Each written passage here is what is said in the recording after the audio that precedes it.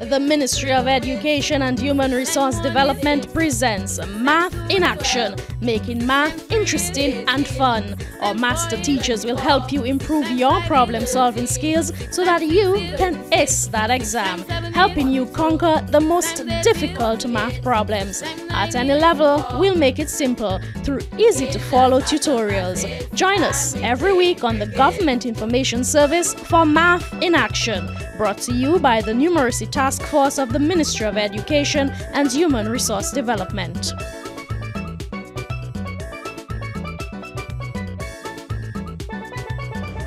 Hello everyone, I'm Lois George and I'm here to present a tutorial on set theory.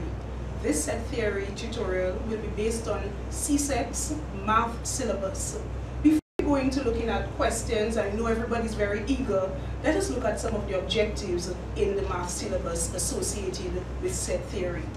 Before we again delve deeply into this, let us just take time to see what are the concepts you need to know in set theory. There are three major concepts you would need to know. You would need to know the types of sets, what they are. You also need to know the symbols used in set theory. And very importantly, you need to know the parts of a Venn diagram. Let us begin by looking at the types of sets. We have, to begin, finite sets, infinite sets, the null or empty set, the equivalent set, equal sets, disjoint sets, subsets, and the universal set. You may be looking at this list and saying, I do not know what these things are. Let me just give you a little trick. There are times you might not be familiar with some concepts that you might see in the past paper or as you are doing the exam. You need to rely at times on some of the information that you know just as a result of reading, as a result of being a human being. Let us take finite sets, for example. You might not know what that is, but you do know what the word finite means. It means having a starting point and ending point. So therefore, let us put that together to see if we can find a definition for finite set. It is a particular set that has a starting point and an ending point. Let's give an example. What about even numbers from 2 to 10? We start at 2, we end at 10. We didn't just say even numbers. If we did that, that would be an infinite set and it could go on and on. Remember, this trick doesn't work all the time, so you do have to study and you do have to prepare adequately for your exams. All right? We are now going to look at the symbols using sets. And these might look very strange to you. These are symbols only you will find in set theory. All right? And the first one, it's called is an element of. And you notice I do not have the words next to them. That's your homework, your first set of homework. Get on the internet, go to Google, and try to look for the symbols and see what they mean. The second one is not an element of. The third one is a subset of. The fourth one is not a subset of. Then we go on to some very important symbols. The thing that looks like a U, but it does not have a tail, just a U without the tail, that is union. Union. Then the opposite direction, we have intersection. Then we have A with what looks like almost like an apostrophe or maybe an open quotation mark. That is a complement.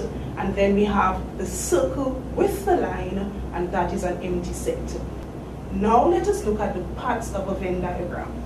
The Venn diagram is a central part of set theory. Let us start by looking at the sections in the Venn diagram. The Venn diagram is made up of two main shapes. I am sure you will look and you can see that we have a rectangle, and within that rectangle we have two circles. You could have different shapes. It doesn't have to be a circle, but for convention's sake, we use circles. And these circles, you notice, they overlap each other. This is not always the case. There will be other ways that you can represent the circles. And we have here the same two circles with the same sets A and B, but this time they are separate and apart. So There's a special name for that, and they are called disjoint sets. Remember last time, or just a few minutes ago, we saw that we had a specific type of sets called disjoint sets. And I will explain a bit later that they have absolutely nothing in common. We have another way that this set could be represented, the two subsets, as a circle with another circle inside of it. That means that A contains B, or B is a subset of A. That means all the elements in B are also in set A. So we have three different representations. We also have different number of subsets that we could have. Here we have two subsets, but you could also have one subset or three subsets. 3 is the maximum number of subsets that you would have at the CSEC level. So let us look at the different parts of our Venn diagram. We have 4 main parts. And this is very, very important as you approach your questions in your CSEC examination. We have our first section called the A only section. This section contains only the elements that only set A contains, but they are not in set B. And similarly, we have B only. This section contains only the elements, and you notice we have numbers here, but we can have other elements that are not numbers. So that's why I use the word elements, which are in set B, but not in set A. Then we have our third section, and this is the overlap or the intersection of the two sets. And this section contains elements which are in both sets A and set B. Our fourth section contains numbers that they are in neither set A or set B. Please note, I used some terms. I used both, I used neither, I use and, because as we go into doing the questions, you will realize that these words are keywords in completing the questions. Let us look at an example. We have a universal set with numbers from 1 to 10. We have, as one of our subsets, even numbers. We can all list the even numbers. I'm sure you are doing it at home right now. 2, 4, 6, 8, and 10. We could have another subset, composite numbers. And remember, this universal set gives the constraining numbers, or it tells you from what's your starting number or your ending number. Composite numbers from 1 to 10 are 4, 6, 8, 9, and 10. Let's look at the intersection. What would be some of the elements that these two sets have in common? We can immediately point out that they have 4 in common. They have 6 in common.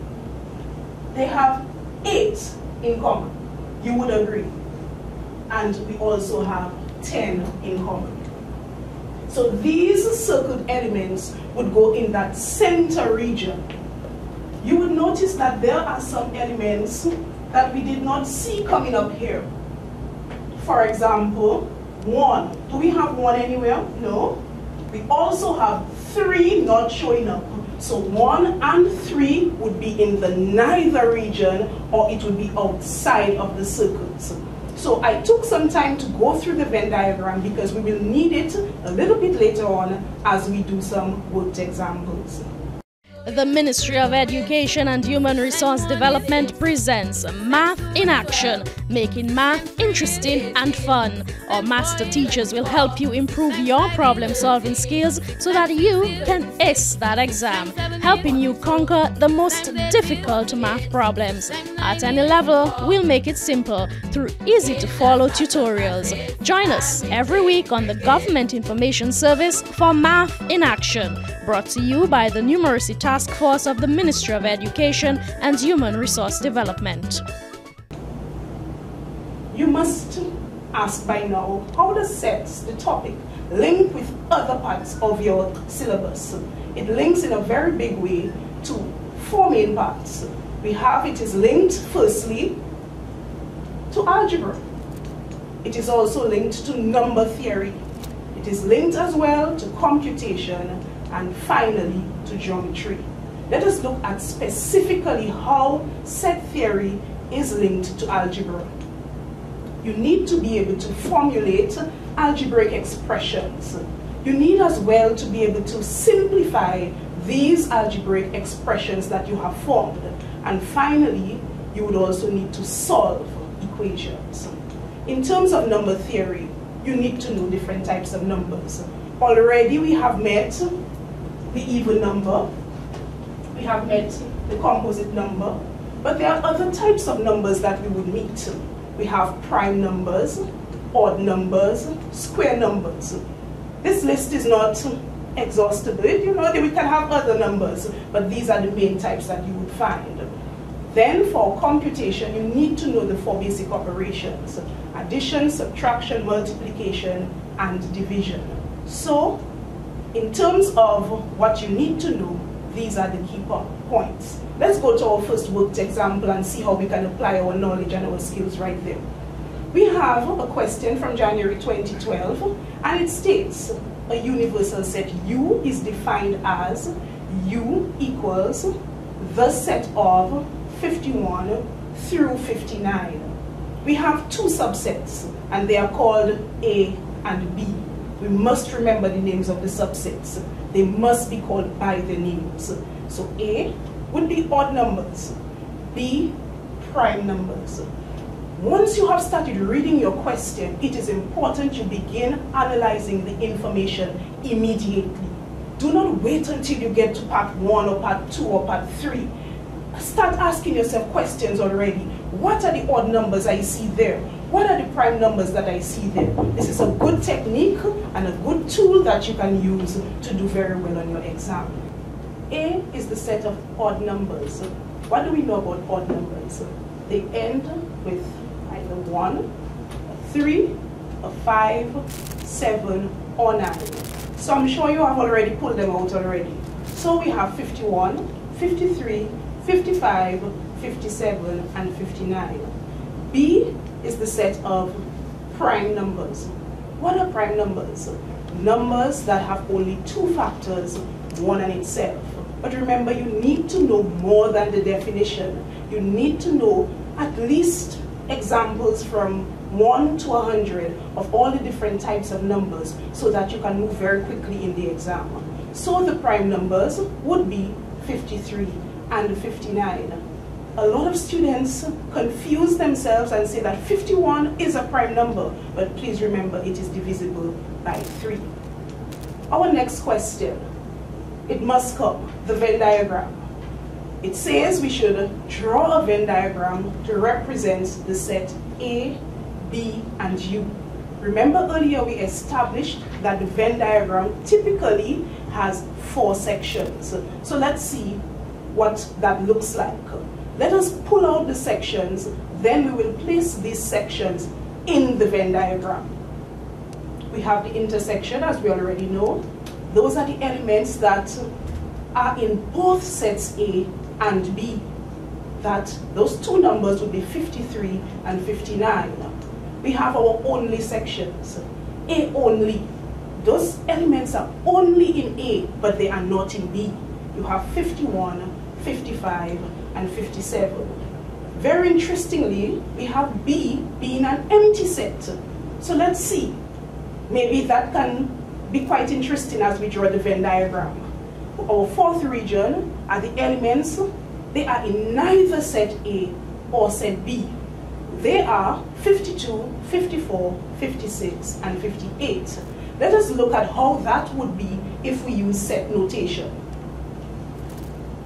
The neither region, and this is given by the black dots. Using set notation, we can say open brackets, A union B, remember our symbols from a few minutes before, B, close brackets, the complement of that. So it will be everything outside of our 2 blue circles.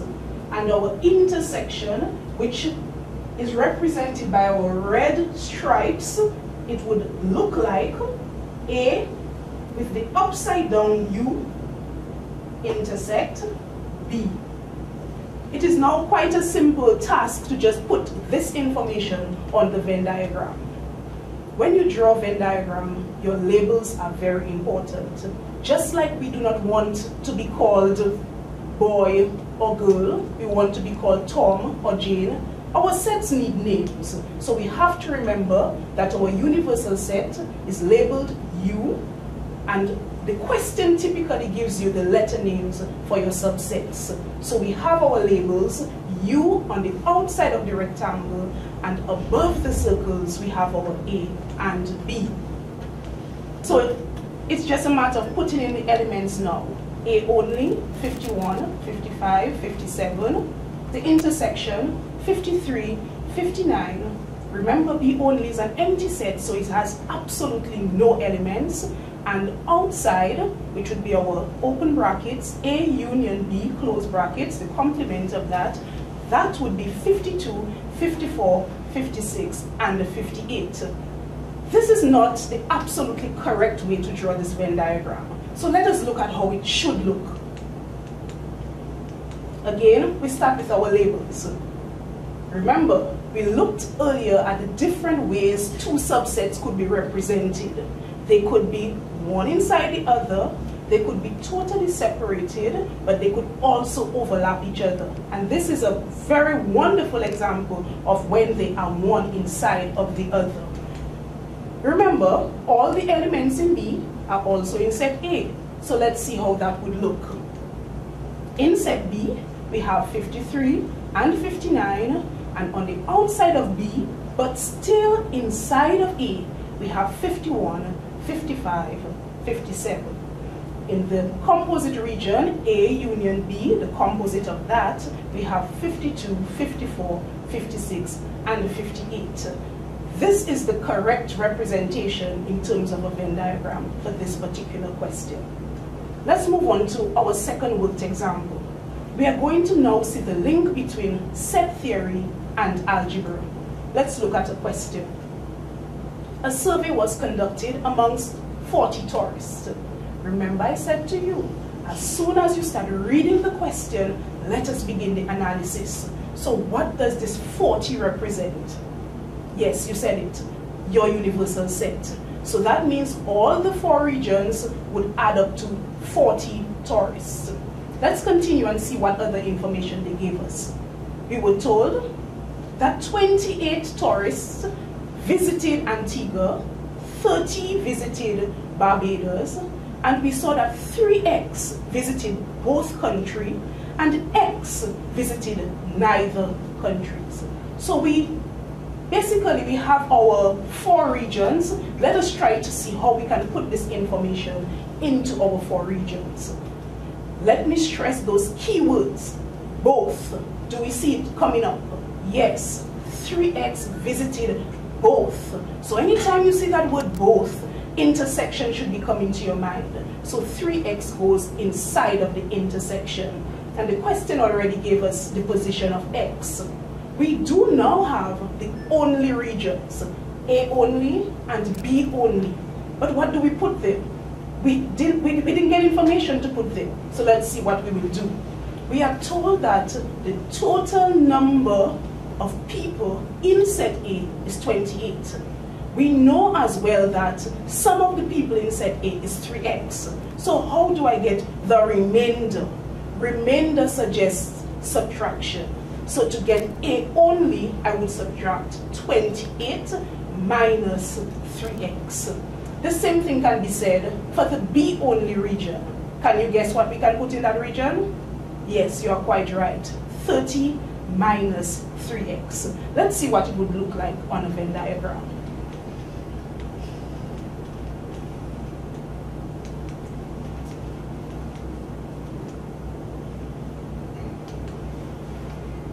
I'm sure that's what you came up with as well. Okay, so we have our four regions, 28 minus 3x, A only, 3x, A intersect B, and 30 minus 3x, B only, and our neither region, x. Let's look at the other aspects of the question. they asked us, what expression can be used to represent the total number of tourists? Remember, an expression does not have an equal sign. The only thing you can do with an expression is that you can simplify it.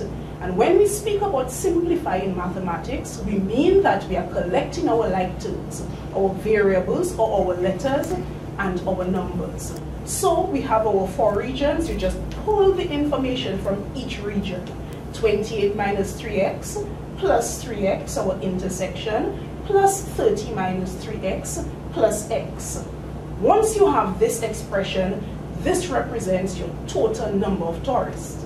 But the first line of the question told us that we had 40 tourists. So part 3 goes on to ask us to solve this equation.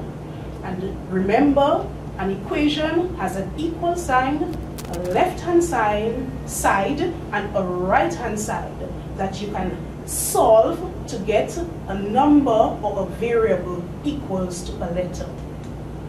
The first step is to collect all your like terms. On one side of your equation, you would put your letters. On the other side of your equation, put your numbers. And the solving and simplifying process just continues. You end up with 2x is equal to negative 2x is equal to negative 18. And we divide both sides by negative 2 to get x equals 9. Most of us stop right there, but we should not. Sometimes we have some problems in our solving, in our simplifying, and we end up with a wrong answer and we do not even realize that. So what should we do next? Let us verify our answer. We have 28 minus 3 times 9 gives us 27, and 28 minus 27 is 1. Then we have 9 times 3 is 27, then 30 minus 3 times 9. 30 minus 27 equals to 3. Let us add them all up. 1 plus 27 plus 3 plus 9 equals, yes, to 40. So we have verified right here that our answer is correct. This is an important step in problem solving. The Ministry of Education and Human Resource Development presents Math in Action, making math interesting and fun. Our master teachers will help you improve your problem-solving skills so that you can ace that exam, helping you conquer the most difficult math problems. At any level, we'll make it simple through easy-to-follow tutorials. Join us every week on the Government Information Service for Math in Action, brought to you by the Numeracy Task Force of the Ministry of Education and Human Resource Development. Our final worked example is very similar to the last one we looked at, but also a bit different. This time we have been given the Venn diagram with the different parts already placed in there. So you can just imagine that we would be asked to form an expression or to solve an equation. So let's look at our question. The Venn diagram below shows the number of students who study music and art in a class of 35. As we are analyzing our information, we know that our universal set, the total number of students in that class would be 35. U, students in the class, M, the set of students who study music, and A, the set of students who study art. We have in our M-only region, just looking at the Venn diagram, we are not even focusing as yet on the questions. Our M-only region would be X plus 5. Our A-only region, that would be students who do only art, would be X. And students who do both art and music would be 8. The students who do neither of these two subjects, I wonder why they don't do those subjects. Anyway, would be 4. So we have found the regions and we know that the total number of students is 35. So it is a simple process of just putting the information together. So our total number of students, adding up the 4 regions, would be X plus 5 plus X plus 8 plus 4, and that totals to 35. Solving this equation. Remember, it's not an expression because it has an equal sign and it has both a left-hand side and a right-hand side. We can find that x is equal to 9. It's just a coincidence that both of them are x equals to 9. Don't say that I think all the answers are 9. No, it's not. All right? Our second question that we were asked, the students who study music only. We saw the regions already. That answer is 4. The final part of the question, we were asked to use the information that we found to find out what that specific region would be equal to. And that is the x plus 5 section. We substitute x as 9, and 9 plus 5 is equal to 14. So that's the total number of students in that particular region. So there you have it. Sets made simple. I'm sure that now you can go into the exam fully confident that you will get full marks on the set theory question. If you want to check this score.